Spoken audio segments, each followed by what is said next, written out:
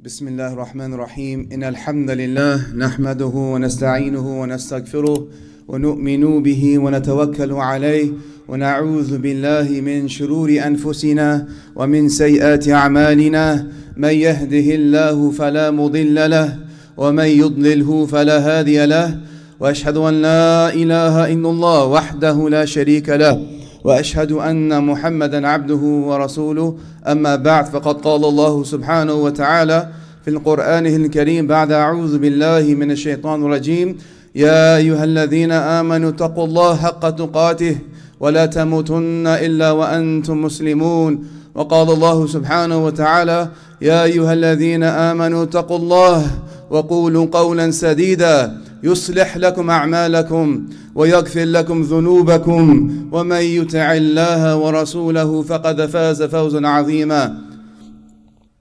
Brothers and sisters, today I want to speak about an attribute of Allah subhanahu wa ta'ala which a lot of us tend to take into extremes. And this attribute is well known. This attribute is something that we recite every single day.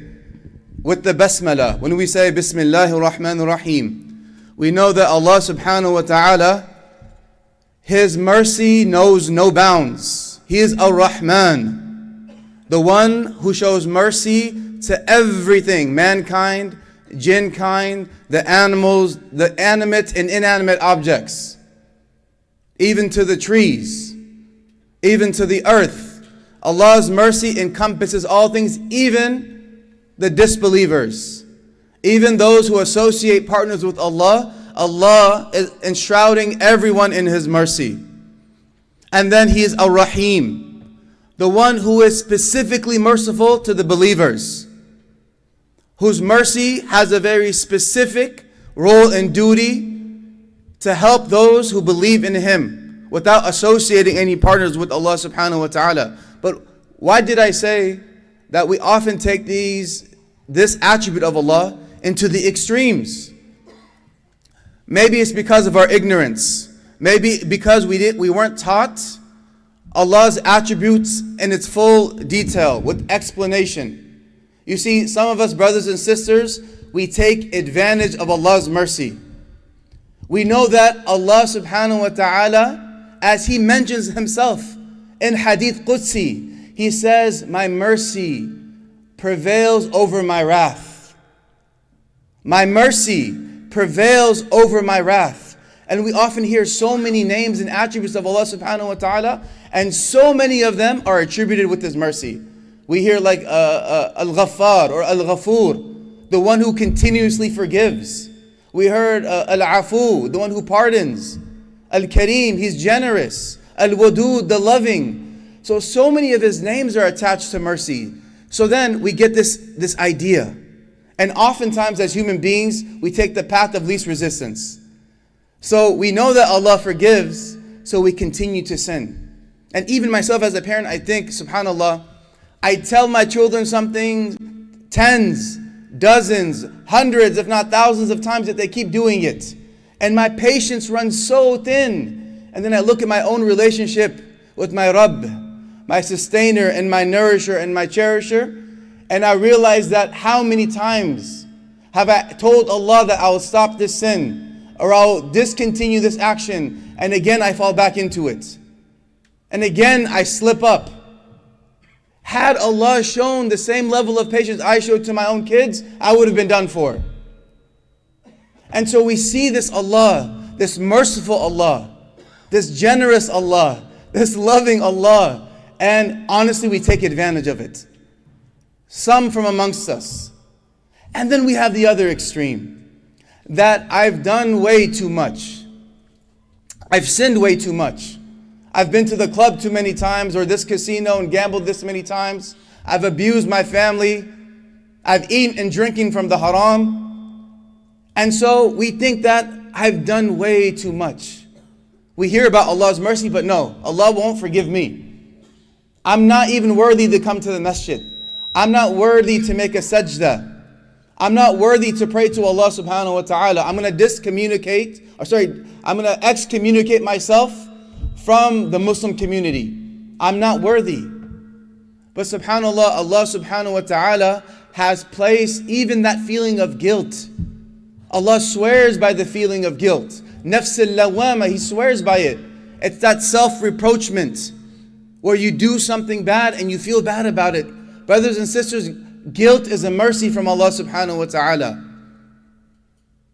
If we do evil things and don't feel guilt, there's something wrong. That's what I'm scared of for myself and for my brothers and sisters, that when we do something wrong, we don't justify it. In fact, it's a mercy to feel guilty about it. We say, oh Allah, I'm your weak servant. You know how you created me, oh Allah. You made me weak and I am tempted in this moment, or I'm not strong enough to fulfill your commandment, Ya Allah. But oftentimes some of us, we fall into despair. And I want to remind myself and my brothers and sisters about the famous, scholars mentioned, this is the verse of hope, where Allah subhanahu wa ta'ala, He directly addresses His servants, His slaves. أعوذ بالله من الشيطان الرجيم قل يا عبادي الذين أسرفوا على أنفسهم لا تقنطوا من رحمة الله إن الله يغفر الذنوب جميعا إنه هو الغفور الرحيم. This is such a beautiful verse. Allah subhanahu wa ta'ala, He starts off by addressing you and me. He says, قُلْ يَا عِبَادِيَ الَّذِينَ أَسْرَفُوا عَلَىٰ أَنفُسِهِمْ, O my servants who have transgressed and gone beyond the bounds and have only hurt yourselves. O my servants who have only hurt yourselves. He didn't say, O criminals, O sinners, O filthy khaba'ith and khabith, which we deserve, honestly. A lot of times we go against willingly and knowingly the commandments of Allah, knowing it's only going to harm us, knowing it's going to hurt the people around us. We probably deserve some of these bad titles, honestly. But look at the rahmah of Allah subhanahu wa ta'ala. He says, oh my slaves, my slaves. He puts a possessive pronoun, mine. You belong to me. Who have wronged yourselves and you only are hurting yourselves. لا تقنطوا من رحمة الله. Don't despair in Allah's mercy. The scholars mention this is a commandment of Allah. A commandment, if you don't follow, it becomes a sin. It's a sin to despair in the hope, despair in the mercy of Allah subhanahu wa ta'ala. If you say my sins are too vast and too great for Allah's mercy, you're insulting Allah's ability. You're insulting Allah's mercy and His forgiveness. Of course, Allah subhanahu wa ta'ala can forgive all. He mentions later in the ayah, إِنَّ اللَّهَ يَغْفُرُ الذُّنُوبَ جَمِيعًا. Allah subhanahu wa ta'ala will forgive all of your sins. For us to ever think at one moment that what we do can be greater than the mercy of Allah is not only a mistake. Brothers and sisters, it's a sin. We should make tawbah for that and make istighfar. And it's funny, even our istighfar is deficient. Because sometimes we're kind of mindless when we make istighfar and we make tawbah. It's a very funny statement. Sheikh Abdul Hamid Kishk, my father-in-law, he's an Egyptian sheikh, really beautiful, rahmatullah alayh, really beautiful soul. He says that our istighfar is so weak that we should make istighfar for our istighfar. So sometimes even our own turning back to Allah, we need to rectify that and have the correct mindset of Allah. So we don't take advantage of Allah's mercy by purposefully saying, okay, I'm going to keep doing these sins. I know Allah is going to forgive me. You don't know. And on the other hand, thinking that Allah can never forgive the amount of sins I've done. The amount of things I've done, Allah will never forgive. That is also a mistake. In a hadith Qudsi, Allah subhanahu wa ta'ala says, O son of Adam, were your sins to reach the clouds and the sky, and then you asked me for forgiveness, I would forgive you. O son of Adam, were your sins to reach the clouds? O son of Adam, if you come to me with sins nearly as great as the earth and met me without associating any partners with Allah, I would forgive you. So there's nothing, brothers and sisters, that we can do to overcome Allah's mercy. There's nothing that we can do that Allah's mercy won't enshroud us if we come to Him sincerely. If we come to Him with repentance and knowing that our Lord is a merciful Lord. Our Lord will overlook and overcome everything, inshallah. And I want to, in my second khutbah, relay some of those stories to you, inshallah. أقول قولي هذا واستغفر الله لي ولكم ولسائر المسلمين فاستغفروه إنه هو الغفور الرحيم.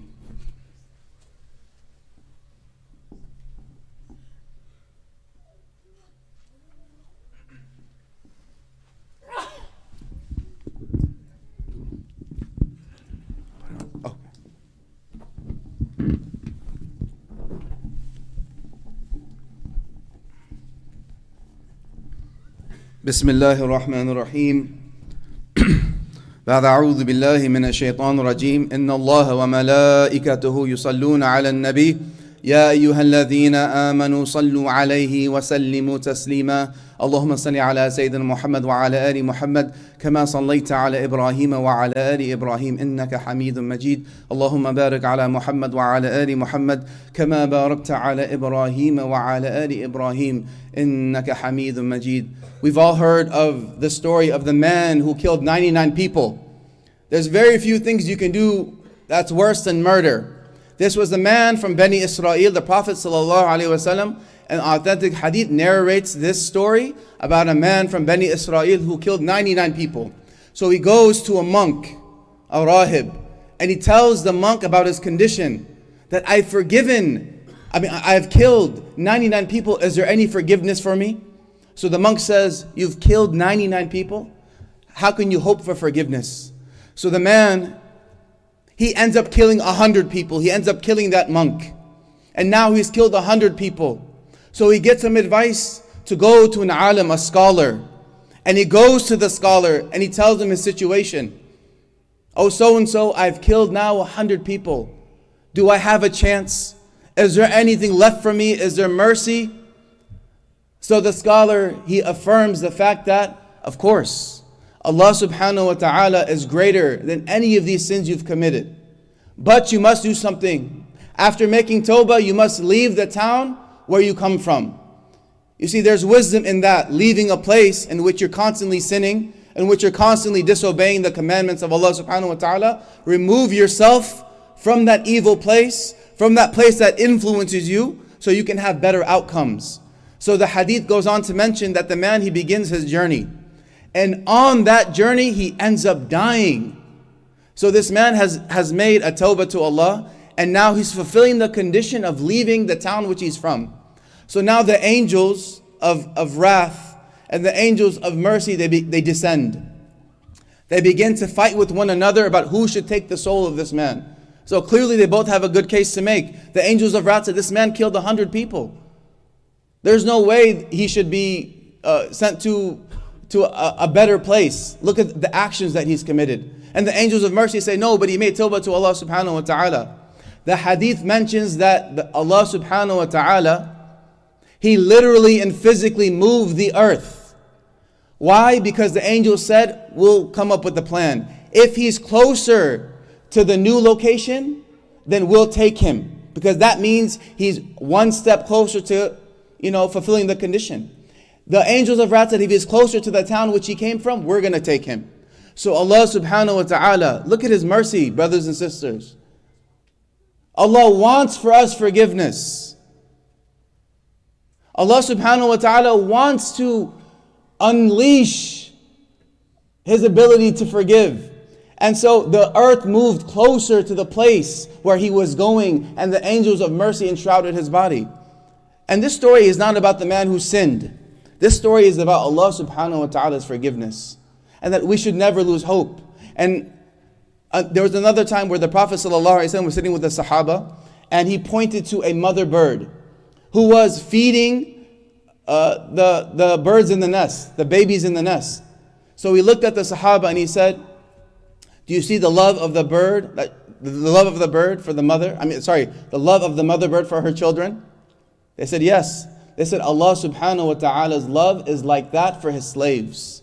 And so just like a mother would never want her child to end up in a bad situation or a bad outcome, and a mother so easy to forgive, Allah subhanahu wa ta'ala is infinitely more than that. And we'll end with, how do we ask Allah for forgiveness? Because there's istighfar and then there's tawbah. Sometimes we get confused between the two. Istighfar is when you make a slip up. It's something that you don't do regularly. Like maybe you cussed, you said something foul, or you did something that you normally don't do, you make istighfar. And there's a whole beauty of the outcomes of istighfar. But tawbah is much bigger. The scholars mention that tawbah is for major sins and fahisha. Persistent things that you do, that you're asking Allah to give you tawfiq to stop, and you're asking for Allah's mercy and forgiveness. So what are the steps of tawbah? Number one, that you should feel regret over doing that thing. This is nadam.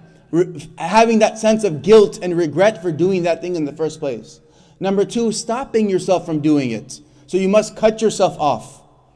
Whether that's drugs or whether that's, harming others, lying, stealing, whatever it is you're doing, you must stop it. And number three, you make a vow. You promise Allah, oh Allah, I promise not to do that again. I will do everything in my ability not to do that again. And there is a fourth condition. If you take in the rights of somebody, you have to fulfill their own rights. So how do we know our tawbah is accepted? Ultimately, we don't know. But one of the signs is you don't do that sin again.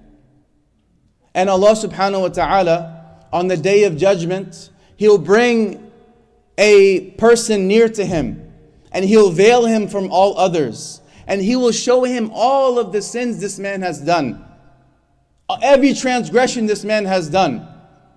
And that man will think, I'm in ruins now.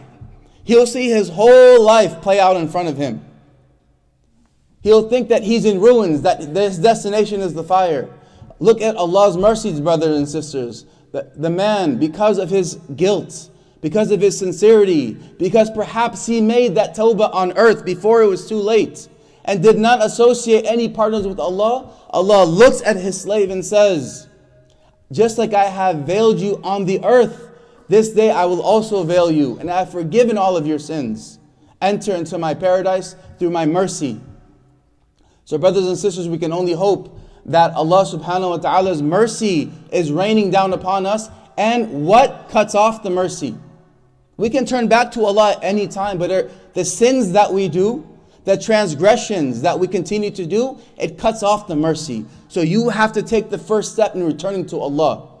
You move one handspan towards Allah, Allah will move two handspans back towards you. You walk to Allah, Allah will come running to you. But brothers and sisters, we have to make the first step. After this khutbah today, if there's something that we're doing that's harming ourselves, that's betraying Allah subhanahu wa ta'ala's trust in us, that's harming others, we need to make a sincere tawbah. We need to cry to Allah subhanahu wa ta'ala and ask for forgiveness. We don't want to, because remember, Allah can forgive all things while you're living, even shirk. If you associated partners with Allah, Allah can forgive it. In this life, and in the next life, He'll still forgive. But the shirk will not be forgiven in the next life. But everything can be forgiven while you're still breathing. And it's okay. Sometimes we make a strong vow and we break the vow. If you did it with a sincere heart, you can make that vow again. And you ask Allah for help and blessings. May Allah subhanahu wa ta'ala make us amongst the people that are enshrouded and covered with Allah subhanahu wa ta'ala's mercy. May Allah subhanahu wa ta'ala make us amongst those people who have the tawfiq to turn back to Allah and never, ever, ever despair that Allah's forgiveness will not be for us. May He make us amongst those who are hopeful, inshaAllah.